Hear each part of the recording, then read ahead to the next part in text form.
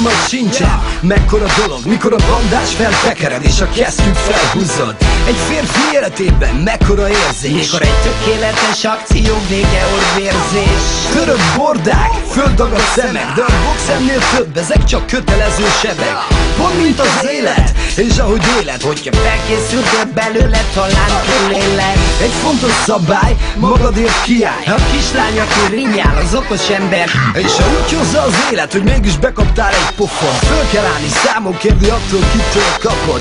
Ott nincs senki veled, nem fogják a kezed. Ketten mentek be, de csak egy győztes lehet. Úgyhogy tedd fel a kezedet és húzd el a fejed. Egy gába fut el, jön a következő menet kell. Észre se kapsz és elindul a dalkész. A tömeg ordít, bent van az egyenes. Tisztelni kell, hogy a harcnak a végén harsogják a nevedet, amíg észre se kapsz és elindul a dalkész.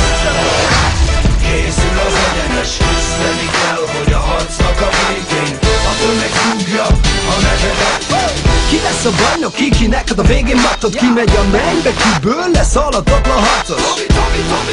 Ez a kölyök, ez az itt, ez a szlovák-magyar cápa, ez a véredő rész. Mit mondom, mester, nem ember, aki nem feküdt még le egyszer, aki nem érezte azt, hogy átment rajta egy úthenger, aki tegnyi akkor na meg egy balcsapot, nem ütött még ki az arcán, nem hagyott nyomor.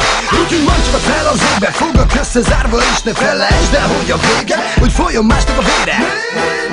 Maximum megvere, és aki itt nyer a pám, az majd az égbe megy. Komoly autó, komoly csajok, és ezt mindet ingyen kapott. Hatalmas lóvé, színes címlapon. Pollux a mentor, a box istennője, ez az ökölvívás haver, légy üdvözölve. Észre se kapsz és elindul